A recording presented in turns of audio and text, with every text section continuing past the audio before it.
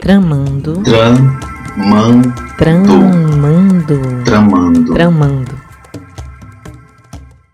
Olá, sejam bem-vindos. Eu sou Tiago Silva e esse é mais um episódio do Tramando, o nosso podcast literário.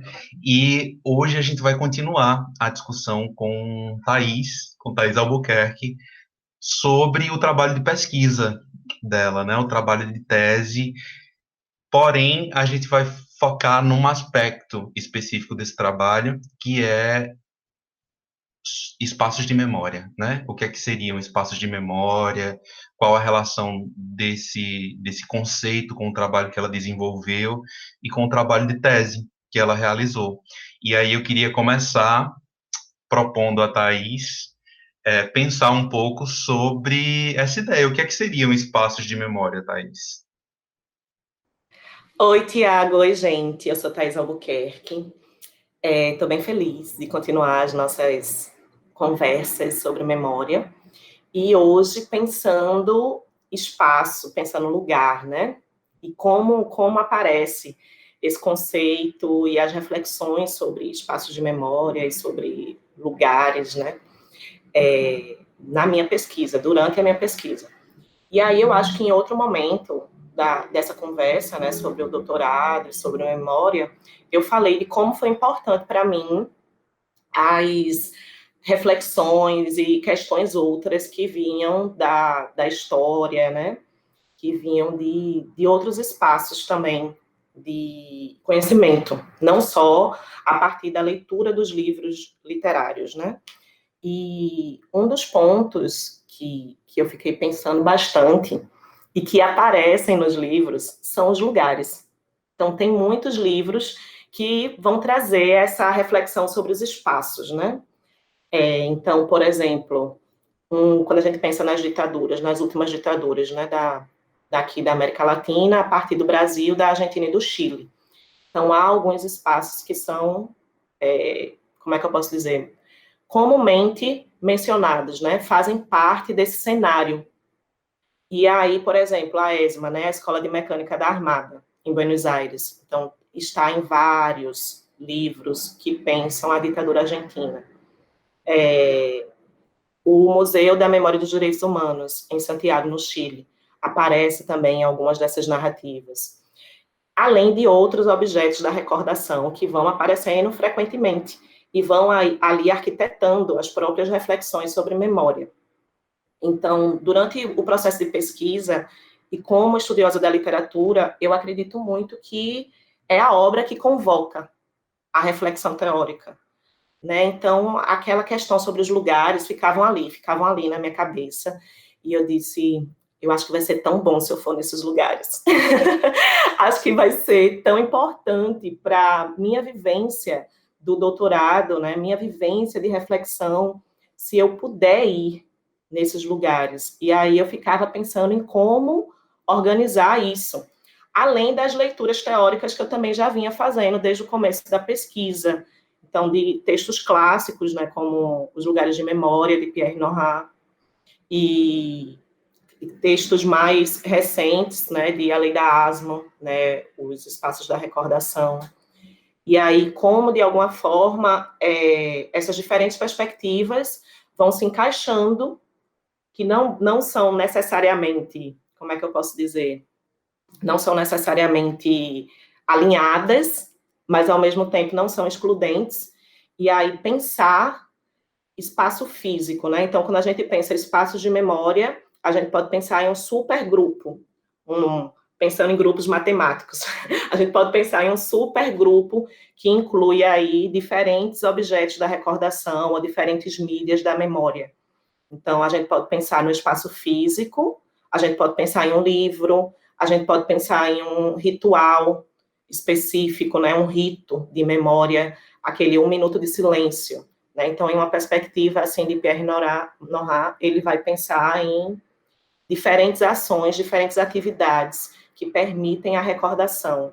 Né? Isso, de alguma forma, também dialoga com espaços da recordação, de A Lei da Asma, né? Quando ela vai também pensar nas diferentes formas de recordar, né? De ativar o mecanismo de memória. não só de uma maneira individual, mas como coletividade. Então, um monumento, um objeto, né? Então, numa perspectiva de memória individual, né? Como determinados objetos são gatilhos para você ter o processo de recordação. E como a literatura também, ou as artes visuais, ou o cinema, aparece aí como diferentes formas da gente recordar. E dentro desse supergrupo, tem um grupo específico que são dos espaços físicos, né, de lugares, que a gente pode pensar em um museu, a gente pode pensar em um campo de concentração, a gente pode pensar em uma casa, que poderia ser uma habitação clandestina, ou que poderia ser um espaço de tortura, né, de detenção, tortura e morte. Então, tem diferentes espaços físicos que testemunharam questões da ditadura. E nessa perspectiva do espaço físico em si, tem os locais traumáticos, que são os locais onde houve detenção, tortura e morte. Né? Então, nas reflexões da tese, eu pensei muito nesses locais traumáticos e também em alguns museus, que não têm em si o local traumático, mas se configuram como espaços da recordação, como é o caso do Museu da Memória dos Direitos Humanos em Santiago. Falei um monte, né? Ô, Thaís, só para processar aqui as informações que você me passou agora, a gente poderia pensar nesses lugares ou espaços, então, como espaços e lugares produzidos com esse objetivo de passar a memória de um determinado experimento, digamos assim, violento, ou de uma determinada experiência violenta, tipo museus, né? Lugares que são construídos com esse fim, e lugares traumáticos como lugares onde aquela experiência ocorreu, onde as pessoas foram violentadas, no caso das ditaduras, né? Ou não dá para fazer essa separação? Será que é importante pensar isso?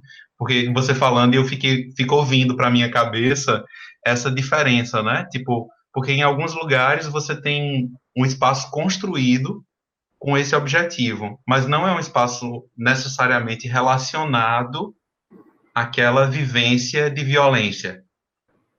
E em Sim, outros lugares você tem um espaço completamente conectado com a violência, né?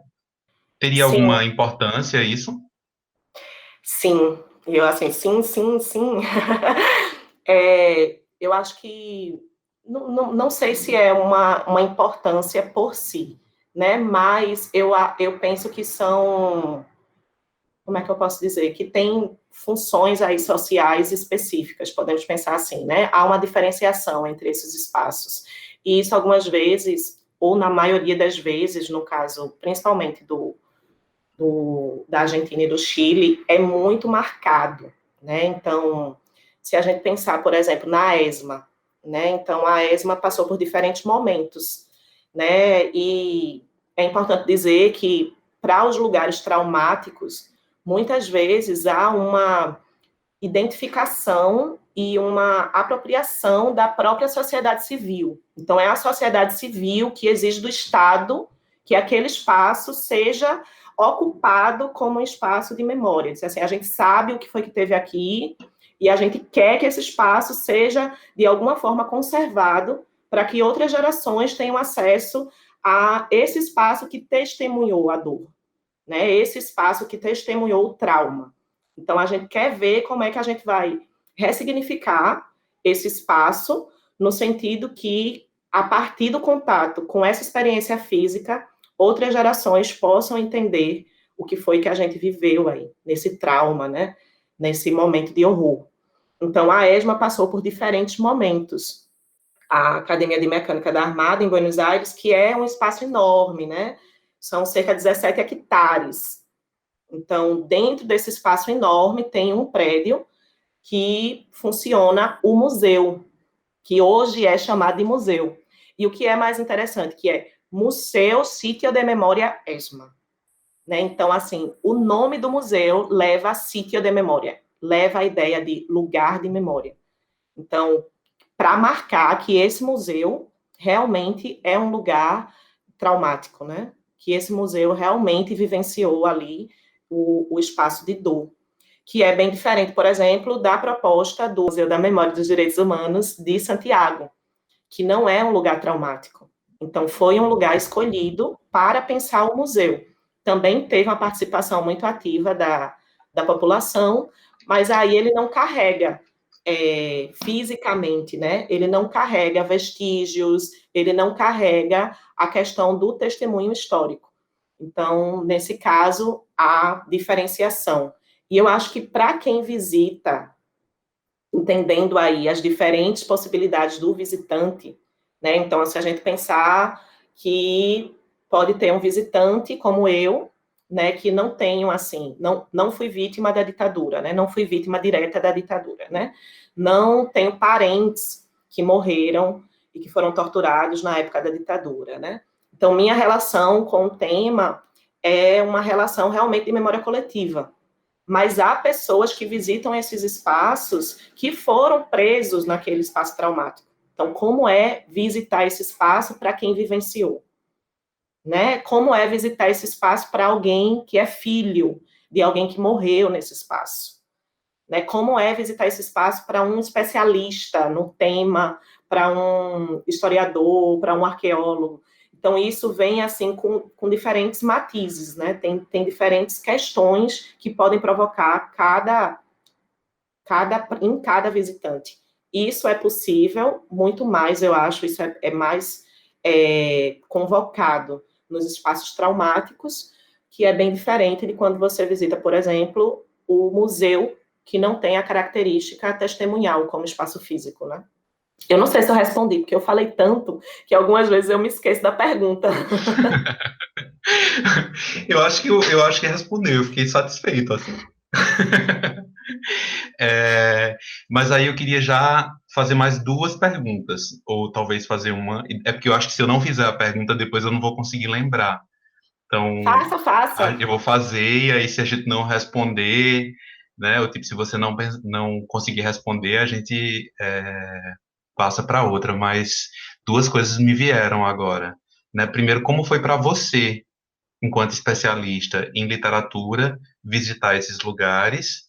E a outra pergunta que está diretamente relacionada a essa é por que é importante, ou por que foi importante para o seu trabalho especificamente, essa visitação, né? Esse passeio por lugares tão marcados por essa carga de memória. Vamos lá, né? Então, acho que dos espaços, assim, dos lugares físicos do trauma, né, que eu pensei em visitar. E aí, deixa eu contar um pouco desse processo. O primeiro que eu visitei, assim, na trajetória de pesquisa, foi o Memorial da Resistência de São Paulo, que eu acho que foi em 2016, no comecinho da tese, que eu fui para um evento na USP e pensar e repensar a América Latina. Eu amo o nome desse evento. E aí fui no Museu da Resistência de São Paulo, que foi a primeira vez que eu ouvi falar desse museu, né? Então, isso aí já é um ponto. Disse assim, eu já estudava questões de ditadura e de memória, mas nunca tinha escutado falar do Museu da Resistência de São Paulo, já tinha ido para São Paulo algumas vezes. E visitei o museu com dois amigos, e a gente ficou extremamente impactado, porque é isso, assim, tem um impacto, né? Então, pensar que pessoas estiveram presas naquele espaço, que pessoas foram torturadas naquele espaço, que pessoas morreram naquele espaço. Então, não é neutro de forma alguma, né? Então, há um impacto, há um tipo sensorial, né, de experiência. Então, foi o primeiro.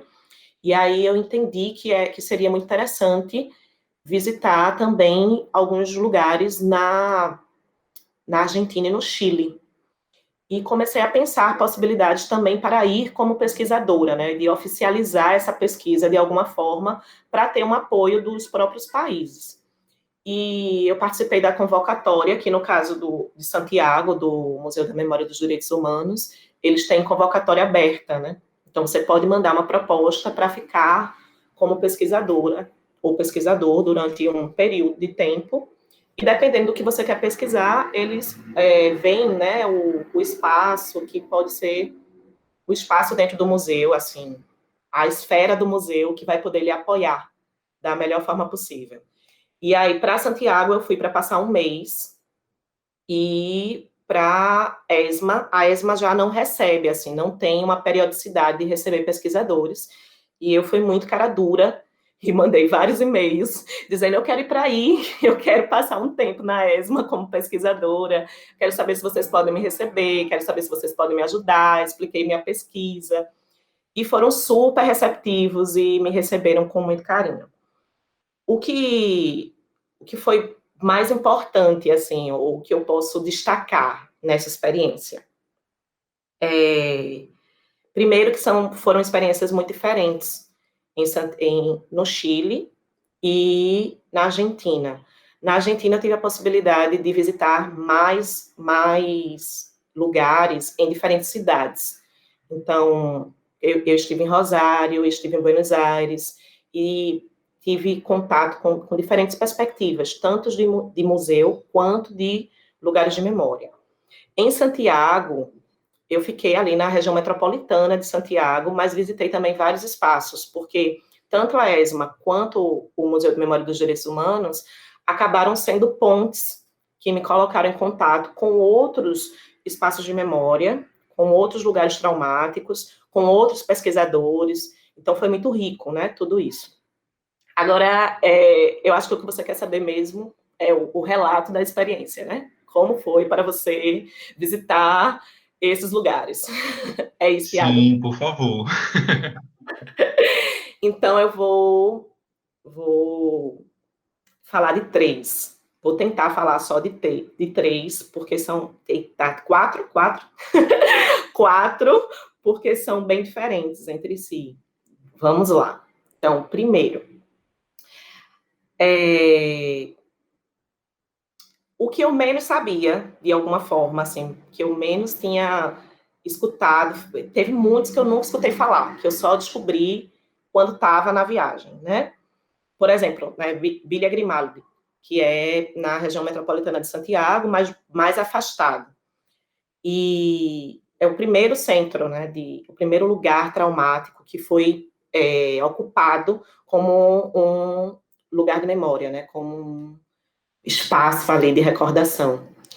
E em 94, Villa Grimaldi já recebia pessoas para visitação. E eu nunca tinha ouvido falar.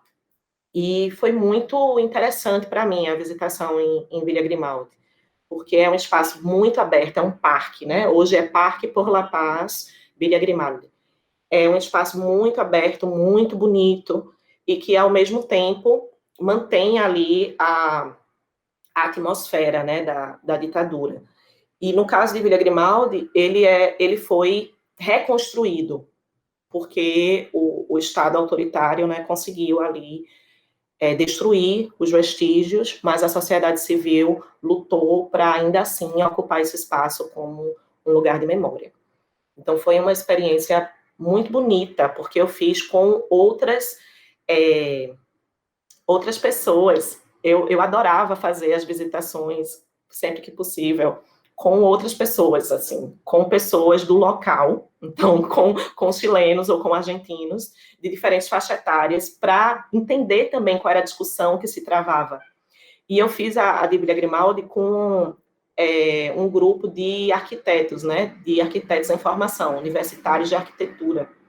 Então era muito interessante o tipo de reflexão que eles faziam sobre o espaço físico, né? Eles traziam discussões muito interessantes sobre o espaço físico. E tem o imaginário, a grande questão de por que ser tão bonito, poder ter saído da literatura para ir olhar, né, com os meus próprios olhos e sentir os arrepios com o meu próprio corpo, esses lugares, é porque quando a gente lê os livros, quando a gente vê um filme, a gente está permanentemente imaginando na cabeça da gente, né? Como é esse lugar, como é que foi isso, como é que seria, o que é.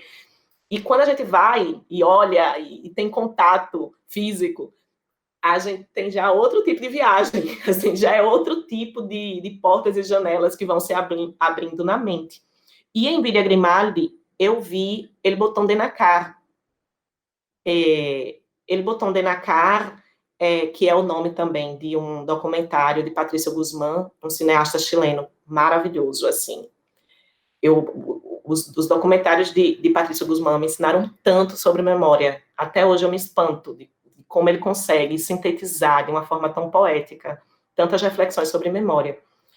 E estava lá, né, o botãozinho de pérola lá, num filme invisível, nos vestígios do trilho de trem, olhando para mim, e eu dizendo, essa é a prova que os militares chilenos, né, atiraram corpos de pessoas no mar, né?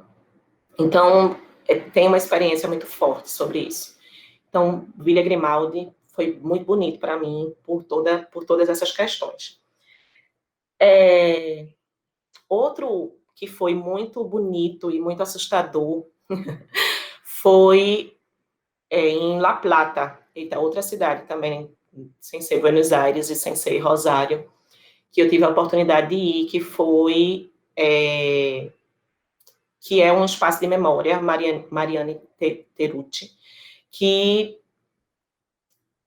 esse espaço de memória, ele é desenvolvido, ele é enfocado e desenvolvido literariamente por Laura Alcoba, em La Casa de los Conejos, né, que é um romance da ditadura argentina, muito famoso, e aqui no Brasil, inclusive, entre os estudiosos hispânicos, ele tem uma dimensão muito forte, e foi um dos primeiros que eu li, que é numa perspectiva infantil, né, a narradora traz a experiência da infância clandestina.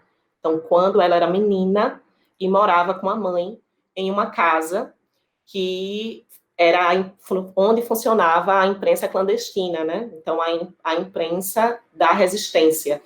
E como disfarce desse trabalho de resistência, eles faziam conservas de coelho, né?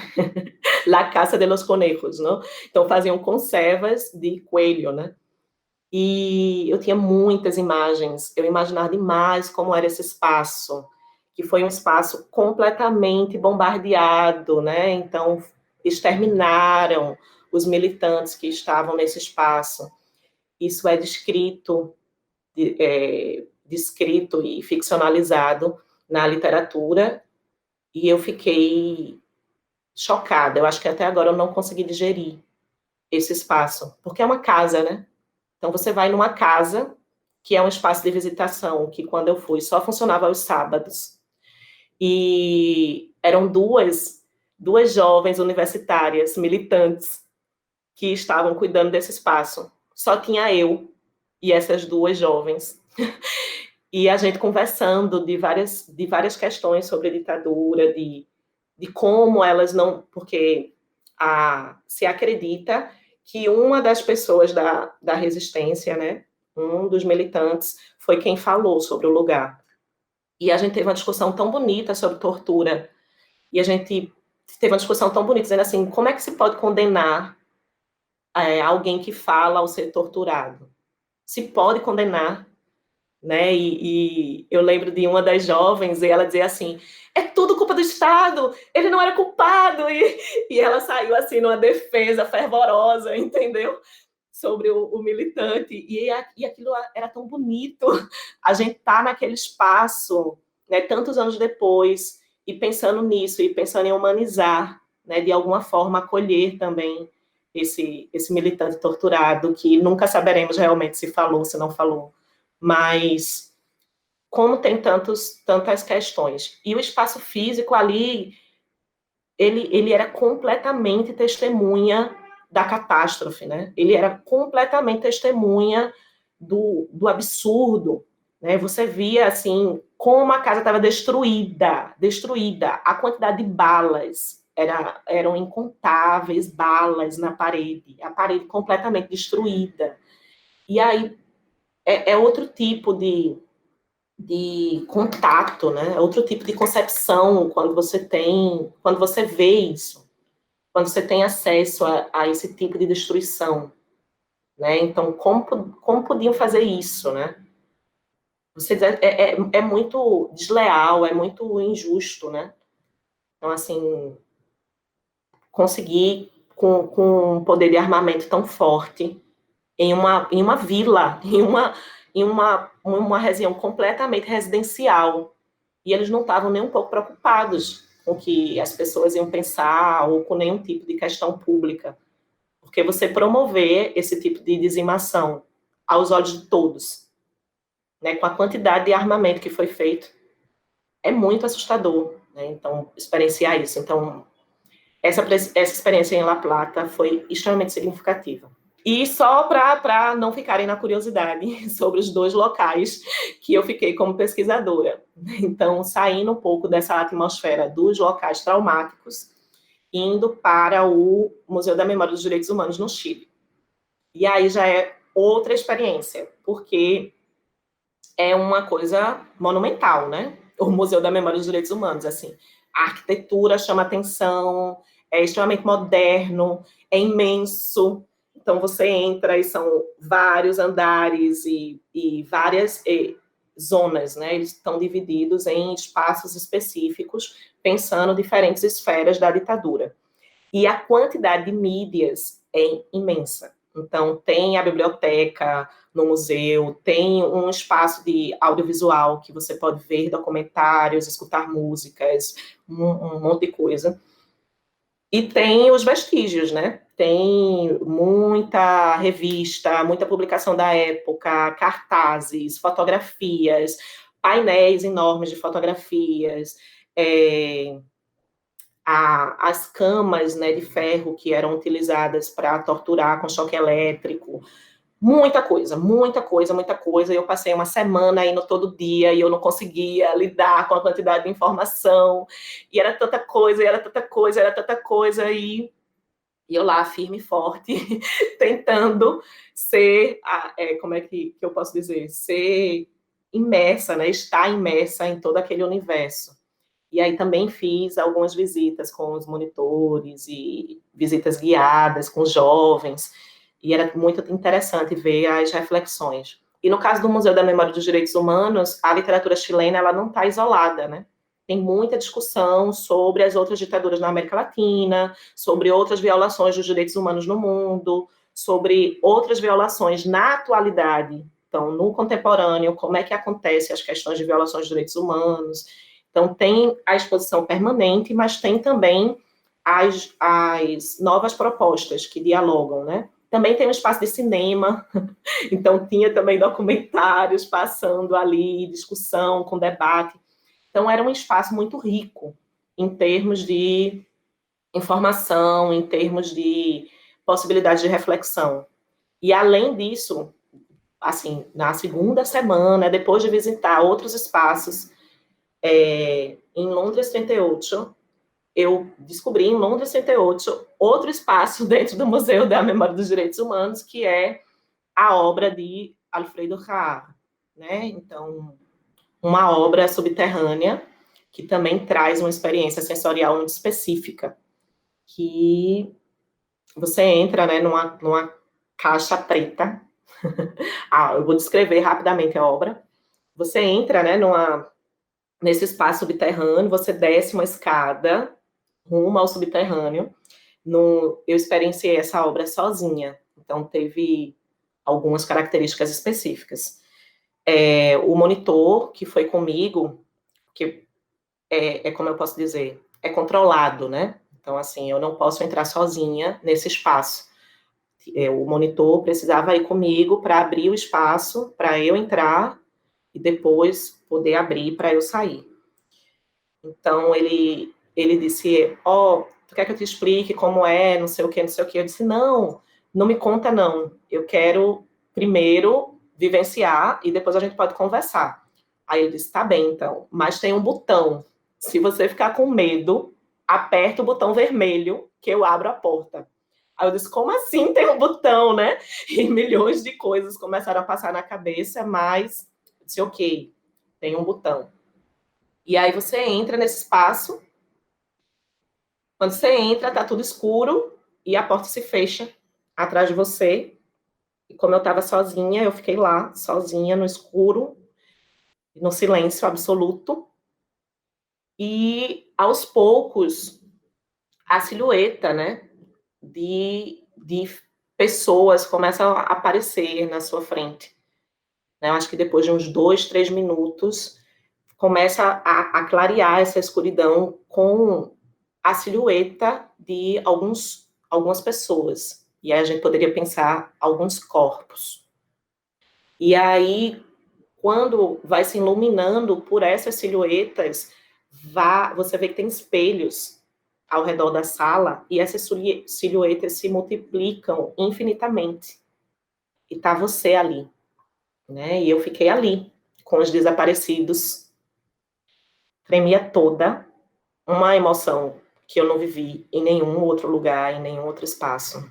E foi o momento mais impactante. Assim, o danado danado Alfredo Haar, ele consegue uma experiência sensorial absurda, absurda.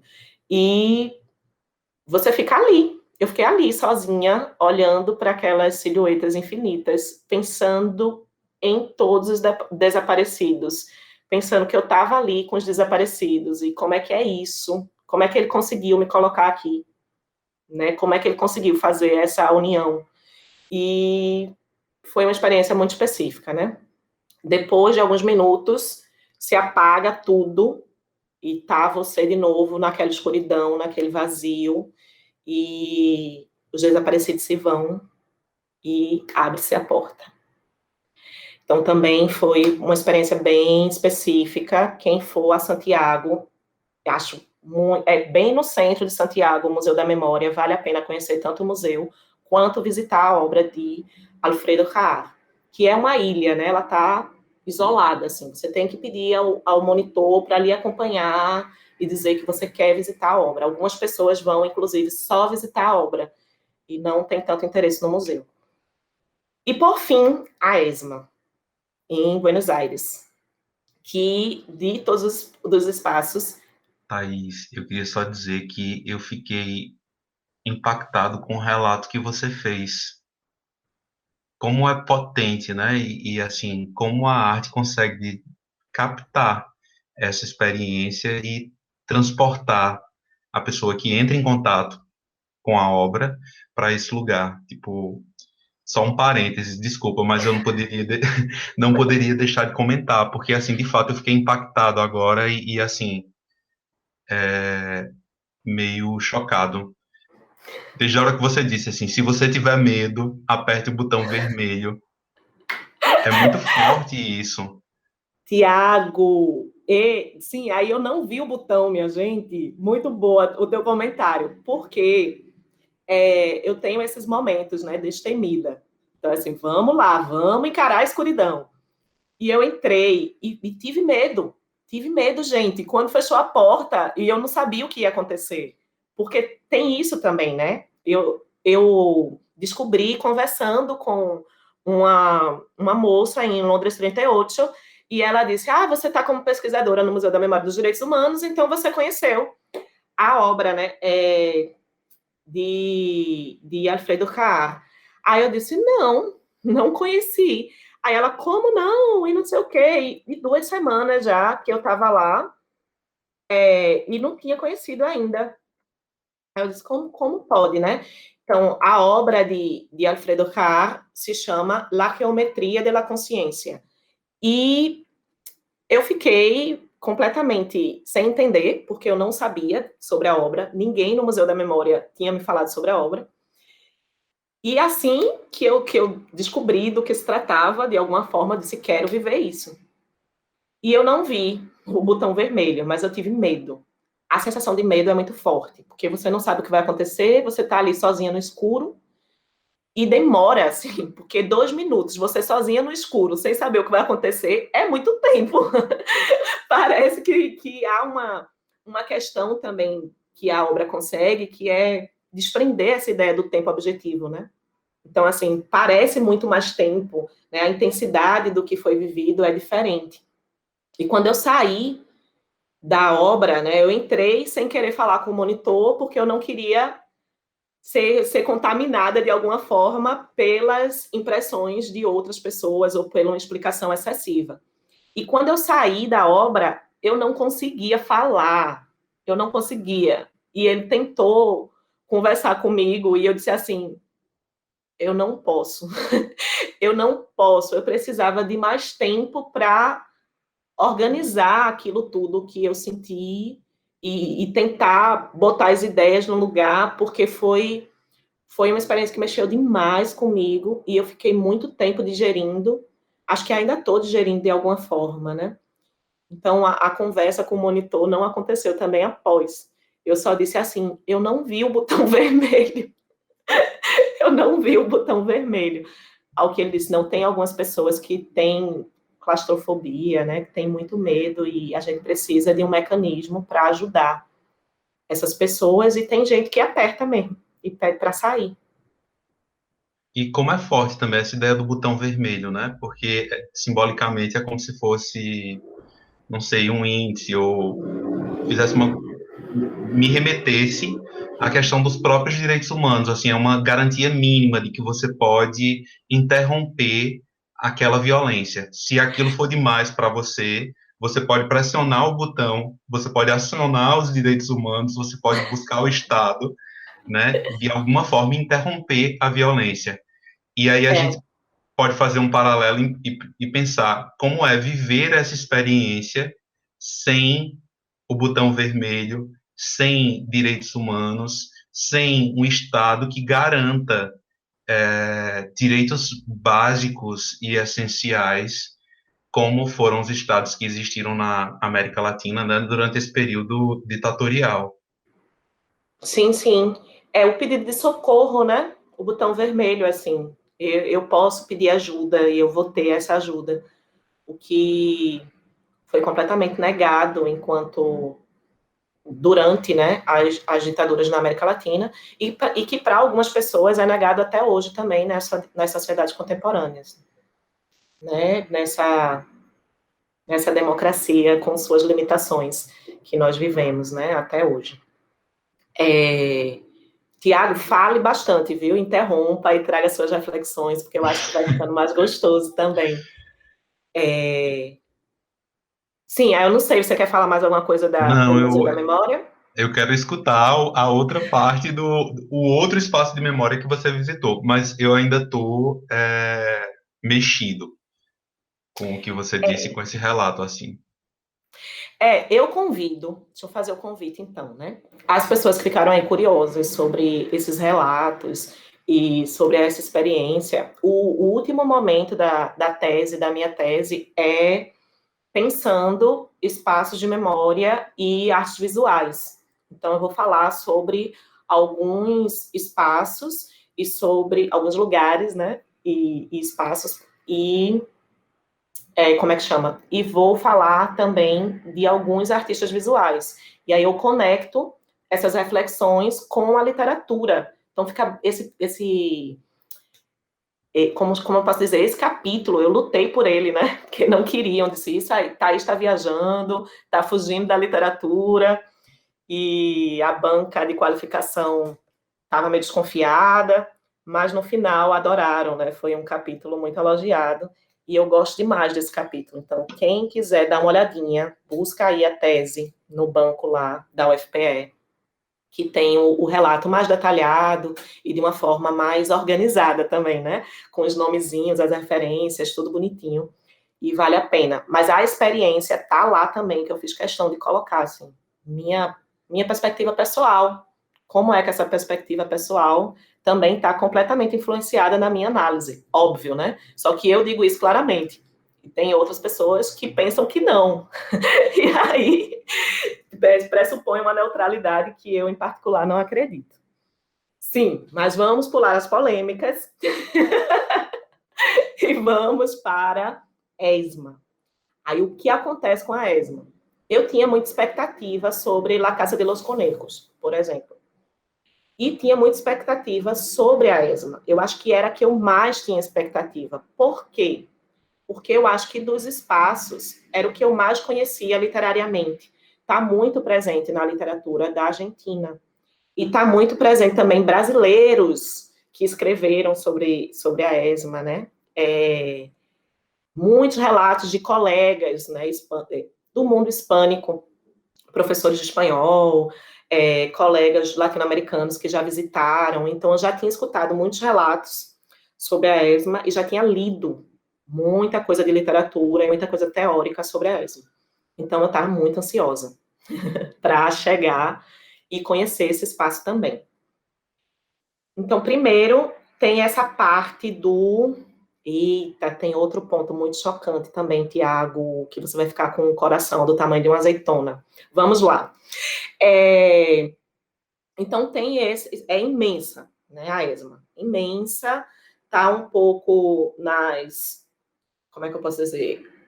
Está ali nas redondezas. Ainda é Buenos Aires, mas já está ali... Não é central, né? Está ali nas aforas de Buenos Aires. E fui-me embora para a ESMA, fui muito bem recebida, e tive a sorte que as pesquisadoras que ficaram comigo na ESMA montaram como se fosse uma cartografia de locais que eu poderia visitar dentro da ESMA, porque como é? Deixa eu explicar para quem não conhece. Eu disse que tem cerca de 17 hectares, né? Então, é um espaço enorme, onde funcionou a Academia de Mecânica da Armada, que era um espaço da Marinha, durante como é que eu posso dizer? Durante a ditadura. Então, tinha a formação de oficiais e tinha vários outros prédios onde funcionavam outras coisas. No que chamam hoje Cassino de Oficiales, que chamava na época e até hoje é conhecido como Cassino de Oficiales, foi onde realmente se prendiam as pessoas, né, e se torturava e se matava. Então, a ESMA foi o principal centro de tortura, de detenção, tortura e morte da ditadura argentina. E se acredita que mais de 5.000 pessoas foram presas na ESMA e só há cerca de 200 pessoas sobreviventes. Então, a quantidade de extermínio foi enorme. E era também da ESMA que saía a maior parte das pessoas que foram jogadas, né, e assassinadas nos voos da morte. Né? Então, esses voos que se fazia, que levavam as pessoas dopadas, ainda vivas, mas dopadas, drogadas, né, e as jogavam nuas, né, no mar e tal. Então, sem dúvida, é um espaço muito emblemático. Então, a sociedade civil lutou muito, porque a ESMA tem muitas polêmicas, né? Se tentou destruir a ESMA, se tentou converter esse espaço em um espaço da conciliação, assim, coisas absurdas e que é a cara da nossa América Latina. Você quer falar alguma coisa? Eu quero. E do Brasil particularmente, né? Porque a gente tem uma tendência a lidar com essas experiências traumáticas que, assim, é sempre retornar essa coisa da conciliação, né? Tipo, sempre voltar para essa ideia de que a gente é um povo unido e festivo e sabe que celebra junto, quando na verdade não existe conciliação, né? Tipo, existe uma experiência traumática, existe uma rachadura gigante que separa as pessoas e colocar alguma coisa conciliatória em cima disso é somente tamponar essa rachadura, né? Tipo, não resolve nada, só dificulta as pessoas assim, dificulta a possibilidade de enxergar mesmo, né? Esses conflitos e perceber essas violências, essas rachaduras na nossa estrutura social, dificultam o próprio processo de cura, né, e de solução dos problemas. Exato, assim, se a gente não encara com todos os conflitos e contradições que essas questões trazem, né, fica difícil da gente reelaborar, da gente buscar novos caminhos, da gente entender que foi errado, que está errado, que não pode se repetir. Todas essas questões. E agora, você falando, Tiago, e eu lembrei que o presidente que queria esse projeto de conciliação, né, de vamos fazer aqui um negócio que pense o futuro, porque essa é a estratégia que eles usam, né? Vamos pensar o futuro, todos juntos, unidos. E aí era Menem, que morreu agora, né? O presidente da Argentina que faleceu e que pensava. E aí isso me faz pensar, porque foi assim, Menem propôs que fosse um espaço conciliatório. E aí a sociedade civil caiu em cima e disse não, não, não, não. Mas só no governo de Kirchner, de Nestor Kirchner, é que conseguiram que o espaço fosse realmente tombado, né, que fosse realmente ocupado como um lugar de memória e começaram a ocupar com organizações de direitos humanos. Então, isso fala muito sobre como o Estado, hoje, também é responsável por políticas de memória, que podem promover a recordação eticamente compromissada, mas pode promover também o apagamento, né, o esquecimento, a tentativa ali de colocar para debaixo do tapete, que eu acho que também. Ô, Thaís, então é como se a gente não tivesse, no caso do Brasil, né, a gente não tivesse essa experiência de rememorar essas violências a partir de uma perspectiva, digamos assim, mais ética, né, ou mais humana, talvez, ou reconhecendo a violência dessas experiências e não negando. Eu acho que a questão que é presente na Argentina, que é presente no Chile, mas que é muito potencializada também no Brasil, é que as batalhas de memória no Brasil continuam muito fortes. A gente ainda não conseguiu realmente uma posição hegemônica da perspectiva que defende os direitos humanos. Então, o que é que isso gera? Isso gera que não tem um apoio popular tão forte para iniciativas de respeito à vida, às diferentes pessoas, que entenda a ditadura como algo negativo. Então, tem algumas camadas da sociedade ou algumas esferas da sociedade, pessoas que estão no poder, inclusive hoje no Brasil, que defendem a ditadura. Isso é muito problemático. Poder fazer isso abertamente, publicamente, para uma pessoa que está numa posição de poder, como o presidente da República, então é muito complicado. Então, como é que vai. O deputado, Fala. né, o deputado que foi preso essa semana, que talvez seja a primeira pessoa presa por apologia a, a essa experiência de militar, né, essa experiência de governo militar aqui no Brasil, a ditadura, e também a quebra do regime democrático, o que eu acho que deveria ser um consenso. Tipo, ninguém pode defender o fim da democracia, porque o fim da democracia implica eu não poder falar de determinadas coisas. É um negócio assim, é um contrassenso tão grande esse tipo de postura que eu fico sem entender como alguém pode pensar coisas desse tipo. Mas aí, Tiaguinho, e aqui eu coloco a reflexão, tentando entender a lógica ditatorial e a lógica do autoritarismo. Porque eu acho que também em outros momentos a gente conversou sobre isso, né? Como esse autoritarismo ele está aí dissolvido nas pequenas ações cotidianas, em como essas pessoas que defendem talvez acreditem que vão estar nessa posição de mandatário, né? Sou eu que mando, sou eu que tenho o poder. Então eu não vou ser submetido a essas regras que eu quero impor a outros. E aí Uhum. tem um estabelecimento de fronteira, de esfera e de quem são essas pessoas que serão perseguidas. Então, nessa batalha e nessa sistemática de poderes, de convivências e de hierarquias, porque infelizmente existe, né, organizações hierárquicas dentro da nossa sociedade, né? Então, é óbvio que é o que a gente fala. Então, o menino branco, rico, que está numa Ferrari e é encontrado com 1 quilo de cocaína, está consumindo a cocaína. Mas É, o pirra de 15 anos, que é encontrado com um beck na favela, é traficante. Então, é. Ou muitas isso vezes diz muito. até o cantor famoso, fazendo um paralelo agora com o que está acontecendo no Brasil, né? Até o cantor famoso que faz uma festa ilegal, obviamente, numa favela, é punido, e outras festas que acontecem em outros espaços, em outros fragmentos em outras regiões, em outras zonas da cidade, não são punidas, né?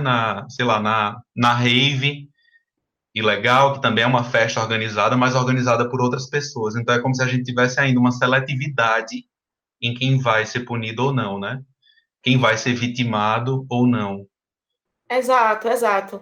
E eu acho que diz muito dessa ideia autoritária. Então, quem defende perspectivas autoritárias, né, o fim da democracia, eu acho que são pessoas que não acreditam que serão prejudicadas por um governo ditatorial, e sim beneficiadas.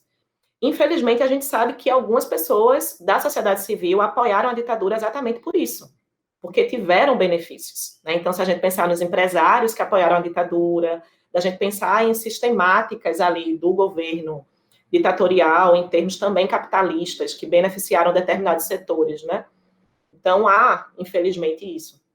Eu fico pensando aqui também na questão do espaço, né? Como o espaço e as nossas cidades, elas falam também dessa lógica conciliatória e dessa tentativa de apagar as violências, né? Enquanto você falava, eu pensei aqui no Pelourinho, em Salvador, tipo, uma outra violência, mas, né, gigante também. As pessoas eram, sei lá, vitimadas ali, eram mortas, eram açoitadas, sofriam todo tipo de violência, e esse espaço se converte num espaço de festa, um espaço festivo, né? Então, quem visita o Pelourinho em Salvador, e aí eu falo muito pela minha experiência, quase não entra em contato com esse lugar como um espaço traumático, um espaço de memória, um espaço de dor, né? A gente entra em contato com a lógica do turismo, com as coisas que vendem lá, com a festa, com, sabe, como tentativa de apagar, né, também essa experiência de violência fundante do Brasil. Lembrei também da questão do Cais do Valongo, no Rio de Janeiro, né, tipo, que descobriram recentemente um lugar onde os africanos escravizados eram trazidos e por onde eles entravam ali no Rio de Janeiro. E, assim, a gente ganhou esse espaço de memória, né, esse espaço que nos lembra dessa violência fundante do país, mas, ao mesmo tempo, aquele espaço, a área portuária do Rio de Janeiro, ela mostra também a permanência dessa lógica de apagamento e de conciliação, porque você tem o Cais do Valongo, né, ali no lado, e do lado você tem o Museu do Amanhã, construindo essa ideia de futuro idealizado e não sei o quê. E Vamos olhar como para frente, né? observar, vamos olhar para frente, vamos esquecer essas coisas, vamos, sabe, como o espaço diz, né? E isso fala dessa nossa característica de apagar e de não deixar os elefantes aparecerem no meio da sala. É interessante isso, Tiaguinho. E se a gente pensar de uma maneira mais crítica, a gente vai perceber que nós temos aí uma lacuna na forma que a gente narra o processo de escravização, né? Tem uma lacuna na forma que a gente narra a, a presença da cultura negra, da população negra, das dores e alegrias do povo negro no Brasil, né? Então, isso aí eu acho que a gente precisa narrar muito mais na literatura, precisa narrar muito mais na arquitetura, precisa narrar muito mais como política de memória. Então, a gente visita o Pelourinho e só vê o colorido e a alegria dos baianos maravilhosos, né? Que eu amo também. Só vê isso porque é isso que a gente está mostrando. É isso que a gente está querendo narrar. Quando a gente quiser narrar outras coisas, além da alegria e além da beleza do espaço, a gente vai poder narrar, mas é preciso de uma política. É preciso que a gente se coloque ali ativamente na construção dessa narrativa. E aí eu estou falando do Pelourinho, mas estou falando também do Mercado da Ribeira, aqui em Olinda. Estou falando de como muitas pessoas aqui de Recife nunca ouviram falar do Monumento Tortura Nunca Mais, que está ali na Aurora, nas margens do Capibaribe, um dos primeiros a ser, se não o primeiro, um dos primeiros monumentos a pensar a ditadura no Brasil, né? E poucas pessoas podem conhecer ou podem ter parado para olhar e refletir sobre o que é a proposta, né, daquele monumento, o que é a proposta daquela presença física pensando ditadura. No caso de Salvador, particularmente, eu falo de uma perspectiva muito afastada, né? Eu conheço a cidade como turista. Eu fui lá, todas as vezes que eu visitei o Pelourinho, eu fui como turista. E, assim, eu acho que essa narrativa, por exemplo, do processo de escravização, ela só apareceu para mim no nome, Pelourinho, né? E depois no mercado. Mas nos outros lugares por onde eu transitei, era sempre a coisa da festa, da beleza, da cor, né? E a festa como estratégia de apagamento dessa experiência de trauma, né? Dessa experiência violenta. E aí eu fico pensando também sobre o nome de ruas, o nome de bairros, de violadores dos direitos humanos do Brasil, no nosso caso, né? Que continuam servindo de nome para bairros, ruas e etc. Então, tipo, tem ruas com pessoas como se elas fossem heróis, né? Mas na verdade foram pessoas que desrespeitaram assim os direitos humanos e a nossa organização social, a nossa constituição, né? Os nossos direitos. Então, a gente tem isso claro, você e eu. Mas isso não está nada claro na história do Brasil, na história oficial contada, né? Então, essa desconfiança dos nossos heróis é muito importante. Então, quem é que a gente está chamando de herói e por quê? Quem foi que contou essa história? Né? A história da perspectiva mesmo. Assim, dependendo de quem está contando, o policial que atira e mata a queima-roupa o menino negro na favela é um herói. É, Né? Então, assim, isso que é forte, assim, então, quando a gente vai chegar nesse consenso de dizer assim, não tem nenhum tipo de heroísmo aqui, isso aqui é um crime, o policial não pode fazer isso. No Brasil, não se entende esse tipo de delimitação, não se entende ali onde é que para de ser função de uma profissão e passa a ser crime, passa a ser algo excessivo, passa a ser algo que viola os direitos do sujeito, né? Daquela pessoa que está em uma situação, nesse caso, de vulnerabilidade. exato. O Thaís, assim, já encaminhando, né, a nossa conversa para um final. Eu queria falar agora sobre a questão da exploração dessa memória e dessas experiências traumáticas enquanto, sei lá, enquanto turismo, por exemplo. Eu sei que é um pouco contraditório, e assim, eu queria dizer de antemão que, assim, eu acho que no caso do Brasil a gente está muito longe disso, né? A gente tem uma série de violências que não recebem nenhum tipo de atenção, que nunca foram narradas, que a gente quase não tem a possibilidade de conhecer. E aí eu queria mencionar agora o caso dos campos de concentração que existiram no Ceará, né, no começo do século passado, que é uma coisa que ninguém fala. Tipo, eu tive acesso a essa história num documentário, eu peço desculpa, eu não olhei o nome, mas eu vou procurar e daqui a pouco eu digo. Mas eu tive acesso a essa história, sei lá, um ano atrás, né, num festival de cinema aqui em Aracaju, e aí eu fui descobrir que aqui no Nordeste a gente já teve campos de concentração ali na região de Fortaleza, né? Inclusive eu queria mencionar o nome, tipo, são três, No né? Cariri, Três. Tiaguinho, no Cariri cearense também. No Cariri cearense também, pronto, eu não sabia dessa. Mas é o cemitério do campo de concentração, em Senador Pompeu, no Ceará, né? E aí são três. E é uma história que a gente quase nunca fala. E é o Estado brasileiro agindo, né? Atuando, como se estivesse ajudando, no caso, né? Recebendo os retirantes, as pessoas que estavam sendo vitimadas por um problema pela seca, que a gente sabe que não é só uma questão natural, né? Mas as pessoas estavam fugindo da seca e eram impedidas de chegar até a Exato. capital e eram mantidas nesses lugares, né? Lugares desumanos que violavam inclusive o direito de vida dessas pessoas. Bom, Vamos lá, eu vou por partes. Primeiro, eu ainda preciso falar da ESMA, porque eu comecei a falar de Menem e de Kirchner e de políticas de memória e a gente se perdeu, o que eu acho maravilhoso. Né? A gente vai se perdendo, encontrando novos caminhos. Mas aí eu vou primeiro responder essa questão do Ceará, depois vou para a ESMA e já entro no último ponto que você traz, que é de uma saturação, a possibilidade de saturação da memória ou de um acesso capitalizado turístico. Eu acho que é isso, né, que você quer saber. Pois vamos lá. Sobre o Ceará, quando eu estava morando no Cariri, né, no Crato, eu também tive contato com essas memórias, né, de agentes do Estado que pensaram em uma solução simples para a pobreza.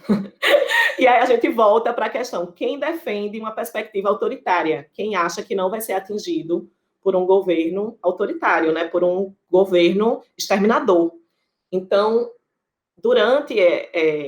eu não lembro qual foi a época específica, se depois tu lembrar, tu marca. Mas aí estava uma situação muito difícil, tinha muita gente pobre, as pessoas não estavam conseguindo viver, né, em comunidades mais afastadas dos centros urbanos, rurais, e começavam esse processo de trânsito, né, de imigração para as grandes capitais. E aí o que uma mente de um ser humano, porque o que mais me espanta é como os seres humanos pensam essas coisas tão... como é que eu posso dizer, tão monstruosas, né? Porque a gente fica querendo colocar em outro status, mas é tipicamente humano, o que a gente chama Hannah Arendt, né? É a banalidade do mal.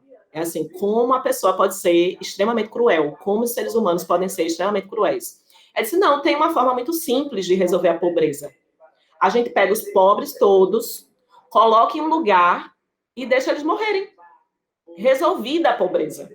Então, como é que a gente vai resolver um problema social?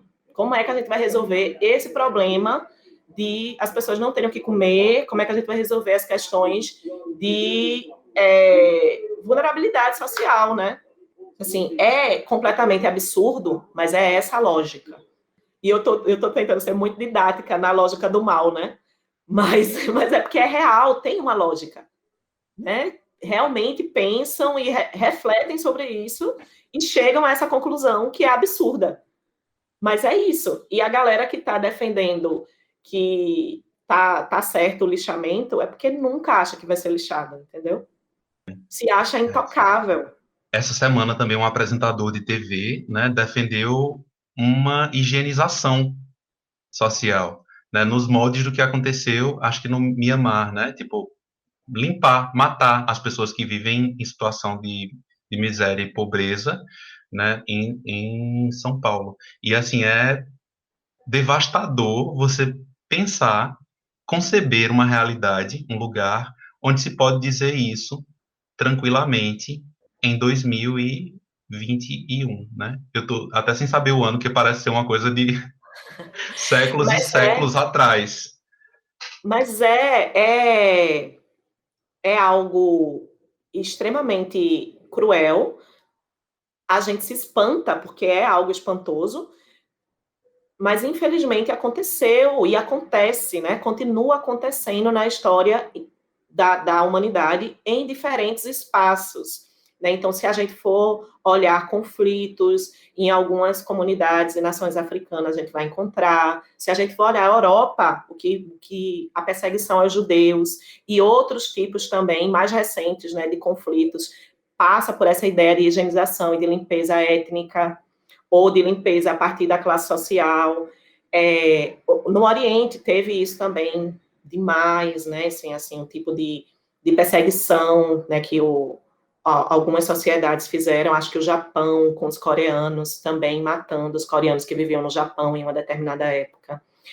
Aqui no Brasil, o que você citou sobre o Ceará é a constatação da mesma lógica. Né? Então, como é que a gente vai resolver essa questão das pessoas mais pobres? Matando. Infelizmente, o que você citou em São Paulo já faz parte de uma lógica aí desse último governo, de São Paulo, né, enquanto cidade, que está muito claro, assim, como as pessoas em situação de rua, por exemplo, não estão sendo vistas como gente, não estão sendo vistas como pessoas. Então, já estavam dando sinais disso na ideia de ração. Não sei se você lembra da história da ração, né? Então, vamos criar uma ração para alimentar essas pessoas. Né? Vamos botar, gente, aquilo ali como se formas, né, no meio da rua. Veja, mais uma vez, pensando no lugar. Então, como é que a gente vai pensar em tirar essas pessoas desse espaço físico? Um espaço que incomoda, porque é essa a ideia. Essas pessoas que estão em situação de rua está incomodando as pessoas que querem transitar na cidade com conforto. Que é isso o absurdo, entendeu? Então, a gente vai criar ali uma forma, umas pedras que colocaram, né? Um tipo de um falo, mais uma vez um falo, era um negócio fálico para impedir as pessoas de estarem em determinado espaço. Né, é o Estado negando uma segunda vez direitos a essa população, que, tipo, provavelmente as pessoas não estão ali porque querem, provavelmente não conseguiram emprego, não tiveram acesso à educação, né, não foram assistidas, e agora, né, é a única forma de existir que elas encontram. E aí o que o Estado faz, de novo, vem e violenta e desrespeita. Exato. E aí a gente vê que é esse estabelecimento de fronteira, Tiago. Então não há identificação, há uma exclusão. E essa exclusão que pode causar assassinato, né? Que pretende uma dizimação dessas pessoas. Então é bem complicado. Isso também se relaciona completamente com a lógica ditatorial. Então, como é que a gente vai resolver a questão das pessoas que não concordam com esse governo? Né? As pessoas que são opostas, né, que fazem a oposição, matando. Como a gente resolve esse problema? Alguém que não concorda com essa imposição que a gente está fazendo. Vamos matar. A gente chama de subversivo, de comunista e assassina. Né? Então, essa era a lógica também da perspectiva autoritária e ditatorial. Voltando para a ESMA, então, aí pegando a linha ditatorial e voltando para a ESMA, então eu tinha muita curiosidade e muita ansiedade para a ESMA. E foi muito bonito a construção na ESMA, só que eu pensava muito na ESMA como esse lugar traumático.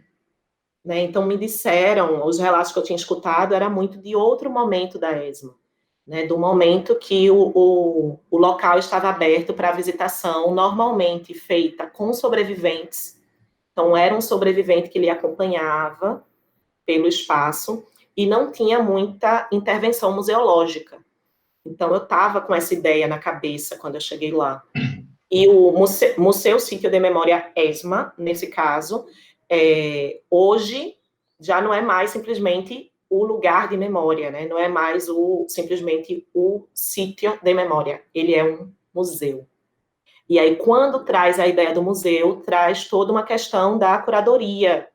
Né? Então, como é que vai se pensar a intervenção museológica? Como é que vai se pensar uma série de ações para interferir, né, naquele espaço físico? E hoje em dia tem muita intervenção museológica, pelo menos na minha opinião. Eu achei excessivo. Eu achei que também, eu acho que eu visitei mais de 15 lugares de memória, espaços da memória, né? Então, entre lugares traumáticos e entre espaços da recordação, né? Pensando aí museus e pensando lugares físicos que testemunharam a ditadura. E eu senti que no caso da ESMA, que tem projeção, que tem muitos artifícios do audiovisual, que tem muita informação em banners, adesivagem, essas questões, eu achei que algumas vezes é excessivo. Eu acho que eu gostaria mais de ver o espaço mais cru. Acho que em espaços físicos que testemunharam o trauma, testemunharam o horror, o visitante tem essa expectativa. E eu acho que pode ser melhor, inclusive, explorado dessa forma. Mas eu entendo que eles já viveram esse momento e que agora estão experimentando outra coisa. E que está tudo bem, assim, que não tem problema. em viver diferentes momentos, atendendo também às solicitações de diferentes perspectivas, porque não vai ter esse espaço que vai agradar a todos os públicos uniformemente, né? Então, também há conflitos nas soluções para cada espaço físico e para cada lugar traumático. Isso não é consenso. Então, tem as próprias batalhas que eles enfrentam ali, entre os especialistas, entre os sobreviventes, os familiares, a sociedade civil, as diferentes pessoas, em diferentes posições que vão pensar essa construção, o que eu acho muito positivo. Só que teve um outro momento tão chocante, tão impactante para a vida, como foi lá a experiência em Santiago com a obra de Alfredo Kahn. E eu queria compartilhar aqui esse momento. Na ESMA tem várias associações de direitos humanos. Então tem La Casa por la Identidad, né? Então tem a associação Hijos e tem a associação de Las Abuelas, Las Madres e Las Abuelas de la Plaza de Mayo. E eu tive a oportunidade de visitar La Casa de las Abuelas de la Plaza de Mayo. E aí, fazendo parêntese, né? Eu estou falando das mães e das avós que continuam lutando pela questão da identidade e pela recuperação dos corpos dos filhos. Eu acho que eu expliquei isso em outro momento, né? Então, em um determinado momento histórico, né, ali, as mães e as avós começam a se chamar de mães ou avós. Então, as mães da Plaza de Mayo, elas continuam lutando pela recuperação dos corpos dos seus filhos, né? Então, esses filhos que foram desaparecidos durante a ditadura. E já as avós, elas lutam por recuperar as crianças que foram sequestradas, né? As crianças que foram apropriadas durante a ditadura argentina. Então, por isso que essa luta pela identidade. E aí eu vivi outro momento muito específico durante meu projeto de pesquisa, que é algo que está muito forte nas discussões de memória. Dizer assim, as pessoas que passaram pelo trauma, as vítimas diretas do trauma, têm muita dificuldade em narrar o trauma, né? Então, assim, a tortura, a prisão. Mas há uma dificuldade também de escuta. Não são todas as pessoas que conseguem escutar o relato do horror, né? Não é algo simples. E eu ficava naquilo, né? Uma coisa é a teoria e outra coisa é a prática. Então, na ESMA, eu tive uma experiência de escuta, uma experiência de contato com uma criança, que hoje em dia é um adulto, né? Que, como criança, foi apropriada na época da ditadura. Então, eu visitei La Casa por la Identidad, Las Abuelas de la Plaza de Mayo, com Guilhermo, né? Com um rapaz com cerca de 30 anos hoje, que foi apropriado. E aí ele foi responsável pela visitação. E antes, assim que eu cheguei, a secretária me recebeu, e só estava eu e a secretária, e depois chegou o Guilhermo. E ele muito divertido, muito comunicativo, começou a falar que na semana seguinte seria o aniversário dele. E ele disse, né, meu aniversário é tal dia. E a secretária disse, como é que você sabe que é tal dia? E aí, imediatamente, Guilhermo disse assim, minha mãe, sequestradora, minha mãe, apropriadora, disse que eu cheguei nesse dia com o cordão umbilical ainda. Aí a secretária disse, mas isso não quer dizer nada. Você pode ter nascido no dia anterior. Você não tem como saber exatamente a data do seu nascimento. Minha gente, vocês estão entendendo a conversa que se estabeleceu? E eu estava ali, olhando para aquelas pessoas e dizendo, e agora, Thaisinha? Como você lida com essas informações e como o Guilhermo estava ali de uma forma aparentemente muito resolvida, lidando com aquilo, né? E eu espontânea e absurda, soltei, né? Eu disse, Guilhermo, comemora a semana inteira. Aí ele, eu vou comemorar a semana inteira, eu vou comemorar com as avós e não sei o quê. E acabou sendo no final uma coisa leve. Mas ter o contato com o Guilhermo e visitar toda a história dessa associação de direitos humanos e a história dessas crianças apropriadas e da luta pela identidade foi muito forte, né? E a história dele, ele mostrando as fotos e ele contando o que ele passou, dizendo, né, que suspeitava que alguma coisa dentro dele dizia que ele não era filho do pai e da mãe dele. Assim, eu acho que tem alguma coisa errada aqui. E um dia, assistindo um documentário, observem, né? E aí, ó, o documentário também como espaço de recordação, né? Também como esse gatilho que nos permite recordar. Ele disse que estava assistindo um documentário com 20 e poucos anos e começou a chorar descontroladamente. Um documentário sobre as avós. E aí ele começou a chorar descontroladamente e disse: eu acho que eu sou uma dessas crianças. E entrou em contato com as avós e as mães e avós da Praça de Maio têm um banco de DNA, né? Que começaram a desenvolver de uma maneira muito, como é que eu posso dizer? Muito rápida, assim, eu acho que fins da década de 80 já tinham esse banco de DNA, então foram muito pioneiras nas questões de DNA. E tinham um banco de DNA, disseram pelo nome do seu pai e da sua mãe, o pai dele tinha sido militar, se pelo nome do seu pai e da sua mãe, talvez você realmente seja uma criança apropriada. Então, venha para cá, a gente vai fazer os exames de sangue, vai fazer o cruzamento com os dados do banco, e a gente vai ver se cruza, né, com o dado de alguém. E aí, alguns meses depois, ele recebeu a notícia que não, que ele não era uma criança apropriada, que fizeram um cruzamento e que não deu certo, né? Assim, você não é. 3 anos depois, minha gente, eu tô tremendo até hoje, porque é uma coisa muito forte.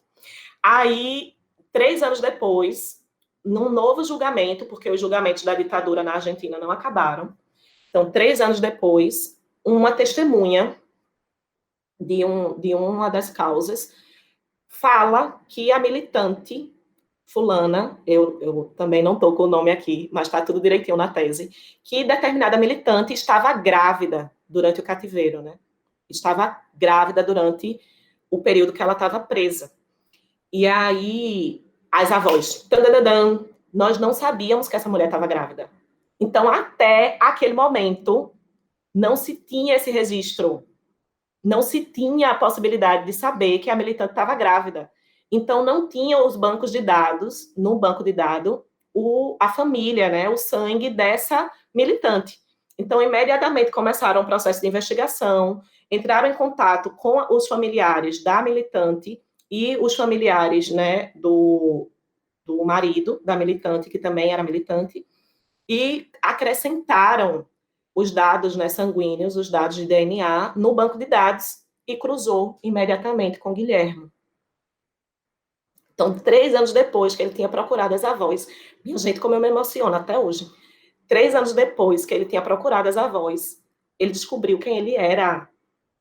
Não é uma coisa do passado, é uma coisa de agora, assim. O que continua acontecendo o tempo inteiro, né? Porque a luta das avós não para e todo ano descobrem e encontram mais crianças apropriadas. Então, foi muito forte. Também foi um momento da pesquisa e de contato extremamente assustador e lindo. Tiago fala que eu não consigo falar mais.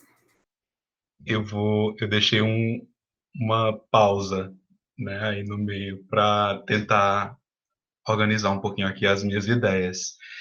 É bem curioso, Thais, porque é muito forte, assim, é desnorteador você pensar nesse tipo de situação e pensar também que você vive num lugar onde esse tipo de situação foi provocada pelo Estado, né?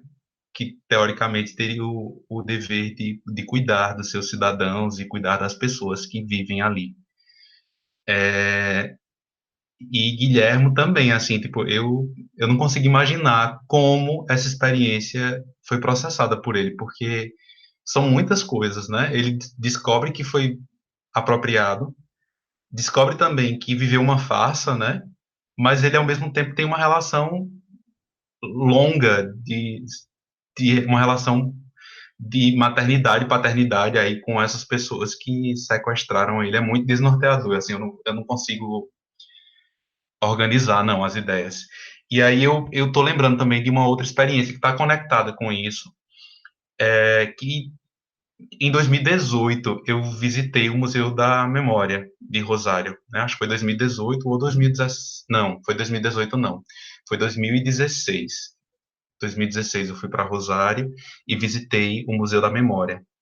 E eu tenho duas lembranças do lugar, assim, minha memória é muito lacunosa, muito cheia de vazios. Eu lembro do prédio, né? Assim, prédio branco, bonito, numa rua bem tranquila. Não sei se é um espaço traumático também, ou se é somente um espaço de memória, né? E dentro desse museu eu lembro de dois momentos. Um, um livro que mostrava fotos de trabalhos artísticos que tentavam processar a experiência da violência. E assim, esse livro me capturou de um jeito que eu fiquei um tempão assim perdido, folheando, né, esse material e vendo essas obras. E algumas delas falavam dessas experiências de violência ditatorial aqui na América Latina. E depois eu desci para o subsolo do prédio e tinha uma obra que era uma espécie de quebra-cabeça, né? A quantidade de peças era a quantidade de crianças desaparecidas na Argentina durante a ditadura. E aí, à medida que eles iam reencontrando essas crianças, eles vão colocando a foto delas, assim, compondo esse quebra-cabeça.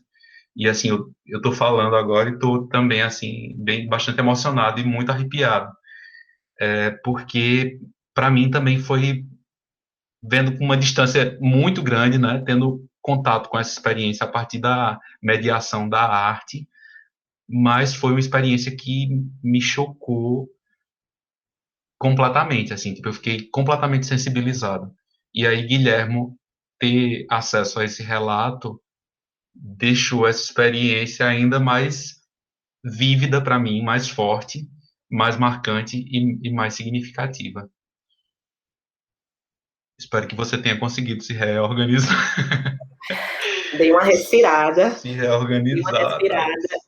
E aí você fala do Museu da Memória de Rosário, e eu adoro esse espaço, né? É, o Museu da Memória de Rosário tem esse quebra-cabeça, e eu acho que você lembra que é uma parede, tem as crianças, o registro, né, das crianças que foram desaparecidas e ainda não foram encontradas, né? Aí tem fotos dos pais e tal. E do outro lado começam a juntar, né, esses pais com as fotos das crianças. Então fica bem bonito assim o paralelo que é feito, né, de um lado e do outro. Então como a busca, né, e o encontro. E eu não sei se você lembra também que, apesar de ter essas fotos e tal, no quebra-cabeça do encontro, tem alguns nomes sem foto, porque algumas pessoas não querem, né, essa exposição. E eu acho que é muito isso, assim. No caso de Guilhermo, eu acho que ele tinha já a sensação de não pertencimento. Então, ele tinha conflitos já com a relação com os pais. Mas isso não necessariamente se estabelece em todos os casos. Então, tem relatos, eu também trago essas reflexões nesse último capítulo da tese. Então, tem relatos de crianças que foram encontradas, né, agora quando adultos, né, foram encontrados, e que não aceitam no primeiro momento, que não querem que os pais sejam punidos, porque tem uma relação positiva com os pais.